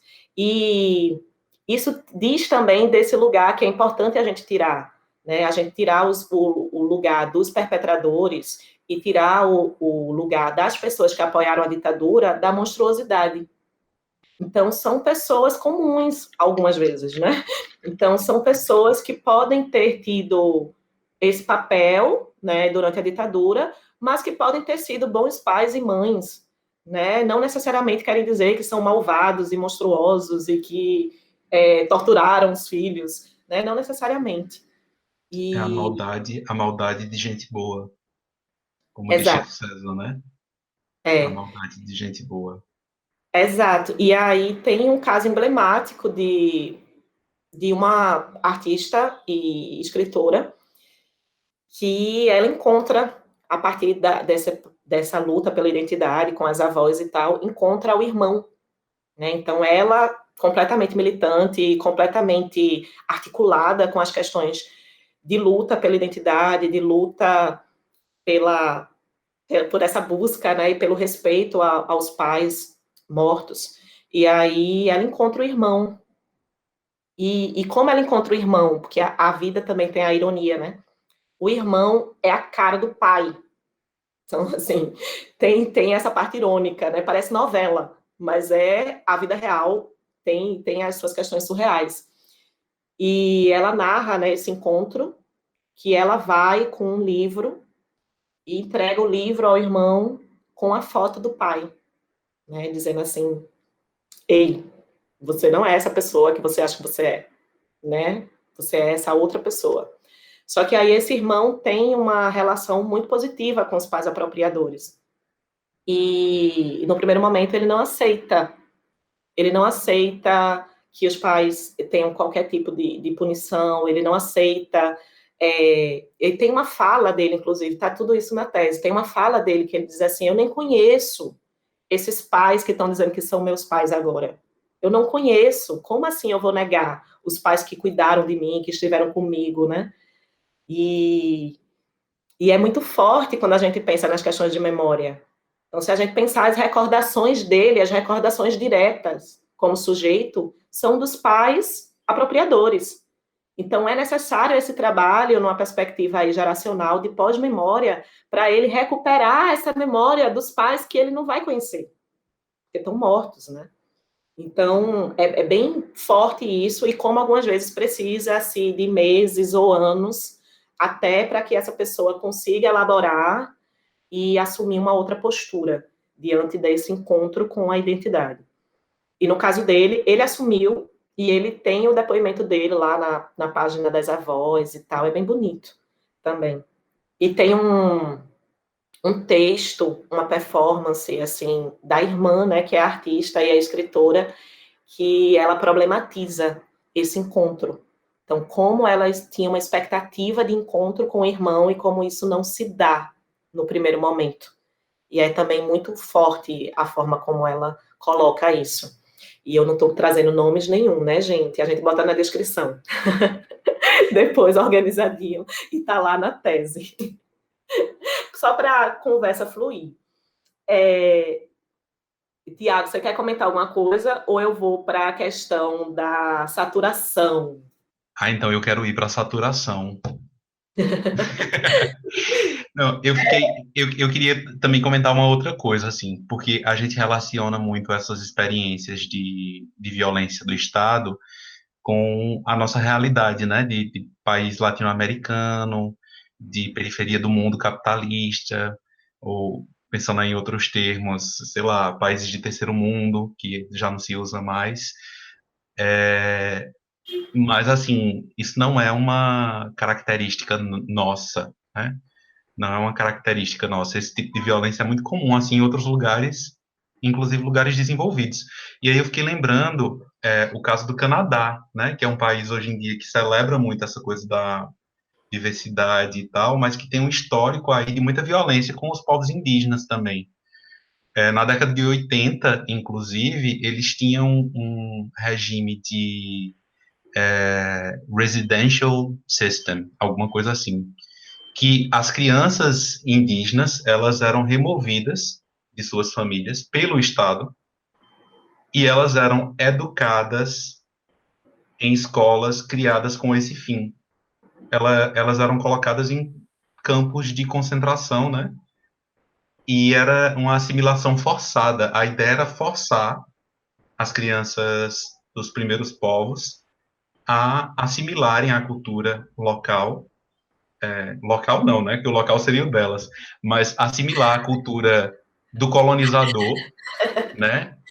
De forma violenta e forçada. Isso é uma coisa que aconteceu num país que a gente considera referência de direitos humanos, sei lá, 3, 4 décadas atrás. Então, é como se a gente precisasse estar permanentemente vigilante, né? A gente precisa vigiar a, a questão dos direitos humanos, porque eles não são bens que a gente tem, cuja propriedade é consolidada, né? É uma luta permanente para que esses direitos eles sejam garantidos. É demais. Perdão, você estava falando mais. Não, e aí eu acho que, tipo, lá também, falando dessa outra experiência que eu tive possibilidade de entrar em contato, né? Eu acho que esse tema, ele também é meio como aqui no Brasil, é evitado, sabe? Se celebra muito os primeiros povos, né? Existe um reconhecimento diferente, mas se fala muito pouco desse histórico de violência do Estado contra os primeiros povos. É, na tese, a partir da La Dimensão Desconhecida, Nona Fernandes, né, a autora desse livro, ela fala de ato salvador, como algumas pessoas cometem violências absurdas, acreditando que é um ato salvador. E o povo branco, hegemônico, de uma perspectiva mais europeia, no caso do Ocidente, tem cometido atos salvadores constantemente na nossa história, né? Então, se colocam como salvadores, primeiro, né? É a representação dos Estados Unidos na cultura pop, né, cinematográfica, então, os salvadores do mundo, né? Então, se colocam nessa posição de salvadores, mas estão permanentemente cometendo atos de violência a povos que não estão em situações de poder, podemos dizer assim. No caso das comunidades indígenas, pelo que você está dizendo, no Canadá, e durante muito tempo se acreditou aqui no Brasil também nisso, que iria existir uma assimilação cultural, né? Então, que os indígenas, em algum momento, entenderiam que não vale a pena, né, continuar com a perspectiva cultural, não vale a pena continuar com as suas vivências comunitárias, e que em determinado momento sairiam da aldeia e simplesmente iam começar a viver como os demais, né? Iam ser, como é que eu posso dizer? Iam ser incluídos na sociedade dessa forma, se convertendo nesse modelo social padronizado que existiria. E eu diria isso, os indígenas, os quilombolas, né, por exemplo, no caso do Brasil também. Mas a gente vê que não. Então, as décadas vão passando, os séculos vão passando, e há uma reafirmação da identidade indígena, né? Os indígenas continuam vivendo a partir de sua cultura, a partir das suas crenças, né? Então, há um contato com a sociedade hegemônica, mas não há essa atração que na cabeça de algumas pessoas deveria existir, né? De se sentirem atraídos por essa outra forma de viver que parece melhor na cabeça de quem hierarquiza culturas e formas de viver, o que é extremamente problemático. Eu estou citando o caso aqui do Brasil, mas isso se dá em diferentes sociedades, não é? No globo, não é só no Brasil. Por isso que eu fiz questão, quando eu falei sobre a dizimação, mas a gente poderia pensar a tortura em qualquer sociedade democrática atual. A tortura nunca deixou de ser prática, nunca. Né? Então, o que acontece durante governos autoritários é que isso vira sistemática aprofundada, né? E pode, inclusive, se criar leis para que isso seja visto como natural. Ô, Thaís, eu acho que talvez não tenha ficado muito evidente, assim, o porquê eu estou inserindo nessas outras categorias, ou essas outras experiências de violência, quando a gente está falando de ditadura.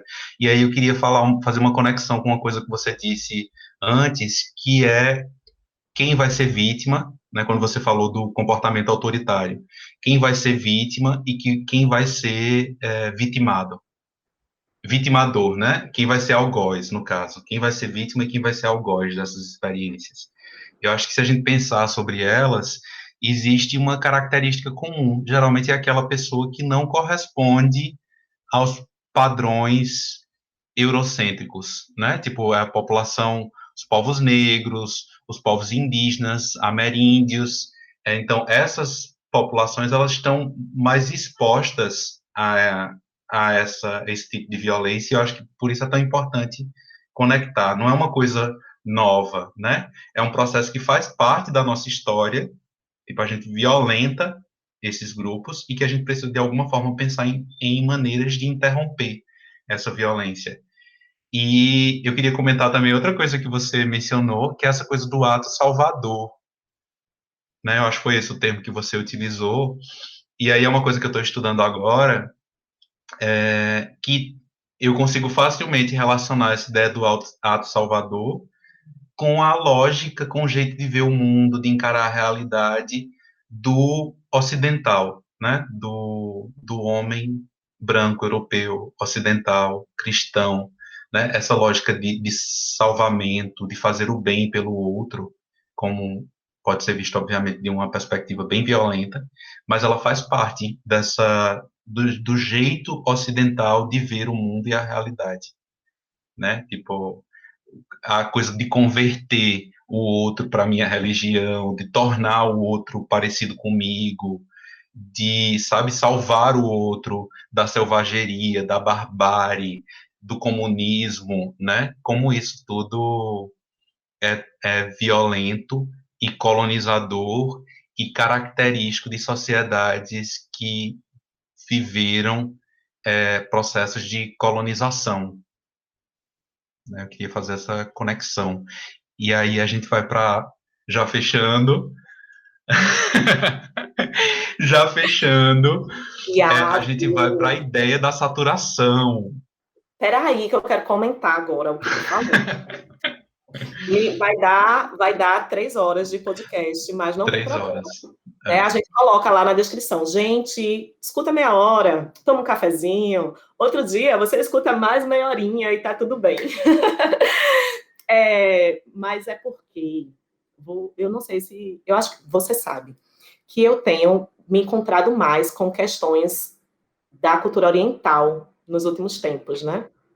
E há anos, eu participei de uma discussão, de um seminário com um filósofo espanhol lá na Fundação Joaquim Nabuco, aqui na Fundação Joaquim Nabuco, né, em Recife.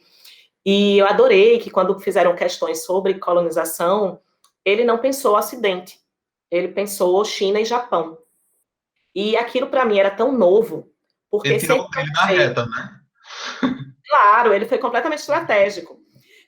Assim, né? Um espanhol falando sobre colonização, mas eu achei impressionante naquele momento, porque eu nunca tinha pensado colonização sem pensar América. Né? Então, no meu imaginário, colonização estava muito forte associado à América e à chegada dos europeus nesse, com aspas imensas, né, novo mundo, né? A ideia de Todorov.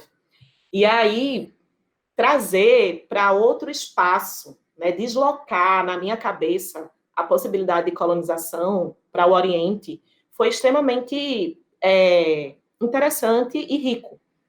E como eu tenho pensado, me aproximado mais de algumas questões da cultura oriental, lido literatura e visto muita coisa do audiovisual também, entre ali China, Japão, Coreia, eu fiquei mais surpresa em conhecer mais dados sobre esse processo de colonização.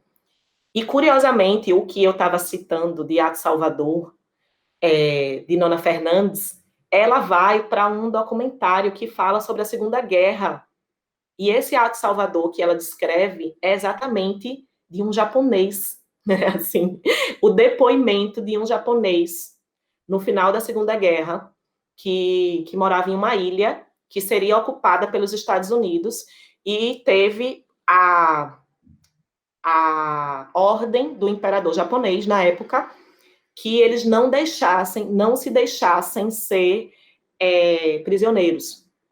Então, os Estados Unidos ia chegar na ilha, que era um ponto estratégico para a rendição, e aí, quando os Estados Unidos chegasse, tinha que estar todo mundo morto. Essa era a lei. Quando você vê que está chegando, comece a se matar e matar todo mundo da sua família. E o que era o Ato Salvador? E o que era o depoimento? Um senhorzinho, um japonês, dizendo que matou toda a sua família, que deram granadas para a população, mas as granadas ou não funcionaram, ou eles não sabiam utilizar as granadas, e simplesmente esse homem matou a pauladas a sua família, a sua mulher e seus filhos, e depois não conseguiu se matar. E aí ele está anos depois, né, descrevendo essa situação. Né? Então, assim, a ideia do Alto Salvador, eu acho que é muito humano, não é só ocidental. Eu acho que é muito uma questão dessa hierarquização de formas de pensar ou de viver. Então, em determinado momento, eu acho que o que eu penso ou a forma que eu vivo é melhor do que a forma que o outro pensa ou que o outro vive, e é o que você disse, aí eu preciso convertê-lo para essa perspectiva que acaba sendo majoritária socialmente, e isso acontece nas mais diferentes sociedades. Isso acontece porque há grupos que têm o poder hegemônico, que não necessariamente são a maioria, mas que acabam estando em uma posição hegemônica e impondo essa forma de viver e de ver o mundo aos demais, o que é extremamente complicado. E aí eu citei esse trecho do romance de Nona Fernandes sobre o Japão, porque o Japão fez isso fortemente, né, com a China, fez isso fortemente com a Coreia, né, processos realmente de colonização e de imposição, né, nesse caso. Eu acho ótima essa tua colocação, Thaís, porque ela permite que a gente se veja também como alguém que pode ter esse ato salvador, né? Isso está na gente, essa coisa de querer salvar o outro, querer colonizar o outro, né? E aí eu acho que a gente pode ir para a saturação. A gente pode ir para a saturação, né? Vamos, vamos. Ah, e combina perfeitamente, né? Vamos encerrar falando de saturação, já está excessivo. Alguns livros, né, algumas obras vão problematizar também o excesso de trabalho com a memória, ou como essa memória pode ser usada para propósitos indevidos, né? E aí, como entender indevidos? Então, um dos livros mais fortes sobre isso, que é o Soy un bravo piloto de La Nueva China, um romance argentino, que eu acho que eu já falei também em outro momento, ele vai falar sobre esse turismo da memória. Então, a ideia de se criar um reconciliation tour. Uma ideia de colocar em um mesmo universo torturadores e torturados e fazer um percurso turístico em Buenos Aires, em diferentes lugares, né, do trauma, lugares da memória traumático, explicando como foi a ditadura. Claro que isso aí aparece como uma proposta de ficção científica, né, algo assim, um futuro que pudesse ter outros trabalhos com a memória. Então, há hoje no mundo algo que se chama dark turismo. Né? Então, assim, pessoas que estão interessadas realmente em visitar locais do horror, né? Pessoas que estão interessadas em visitar locais que foram onde houve tortura, morte e tudo isso, né? E qual é a questão? Qual é a questão que a gente pode pensar sobre isso, né? Há um esvaziamento do propósito político e ético desses locais. Tem pessoas que vão ali pensando outras questões, né, realmente pensando nessa parte mais sombria, não tanto numa perspectiva ética, né? Há um processo de saturação por esse excessivo campo do audiovisual, né? Então a gente hoje pode ter contato com muito filme, né, muito documentário sobre isso. Né? Então, vários teóricos vão discutir isso, né? O excesso, né? Uma das principais é Regine Robin. E ela pensa nessa saturação muito a partir do Holocausto, né? Da Shoah. Como como talvez já tenha entrado em um processo tão pop a exploração da memória dos judeus, né? A memória do que aconteceu, que isso pode causar apatia, distanciamento, isso pode causar um tipo reverso, né? Então, não é um comprometimento ou uma identificação ou uma sensibilização, senão um afastamento, uma apatia. Isso vai ser pensado também na literatura, por exemplo, de Alejandro Zambra, quando ele traz em formas de evoluir a casa. A perspectiva dos jovens, né, dos adolescentes, quando vem o documentário também de Patrícia Guzmán, La Batalha de Chile, e eles não se identificam, né, eles vêm com distanciamento. E aí é necessário um processo de educação, né, é necessário uma intervenção escolar, dizendo a importância desse documentário, dizendo a importância social e coletiva, né, para que se entenda o que é que se propõe com aquele artefato de memória.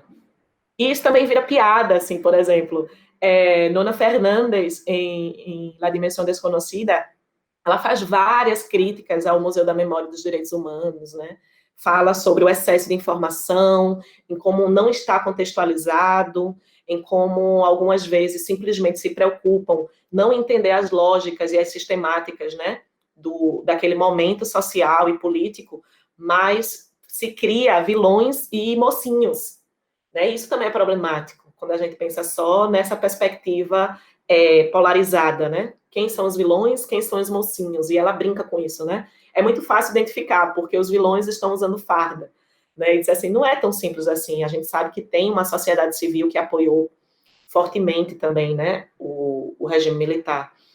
E ela faz uma série de críticas, e no final, assim, desse determinado momento, ela diz assim, mas eu tenho que comprar os souvenirs, né? Eu tenho que levar as lembrancinhas. Então, vamos passar na lojinha do museu e comprar as lembrancinhas. Então, também essa comercialização da memória.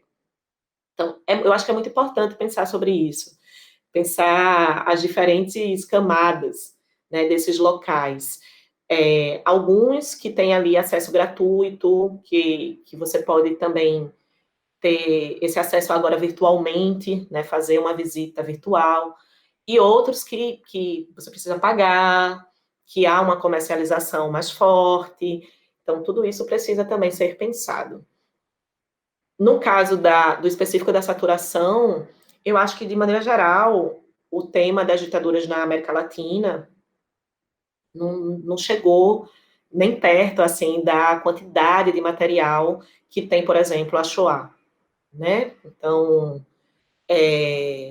a gente precisa, eu acho que muito ainda trabalhar, tanto com locais físicos da recordação. No caso do Brasil, precisamos de mais espaços. Eu sei que em Minas Gerais está se pensando em um espaço específico para isso. Aqui em Pernambuco está se pensando também em um espaço específico para isso. Nem sempre vem com essa proposta já de ditadura, ou de autoritarismo, ou de memória, já no nome, né, do espaço físico, mas pretende-se lidar também com isso. No caso do Brasil e do Memorial da Resistência de São Paulo, tem uma perspectiva também de trabalho com locais da resistência. Então, não apenas com locais traumáticos, mas como a gente também pode pensar locais de resistência. Então, edifícios ou praças, ou esses lugares físicos, geográficos que presenciaram atos de resistência, o que eu acho também maravilhoso. Pensar lugares de memória também a partir da resistência e não só do trauma.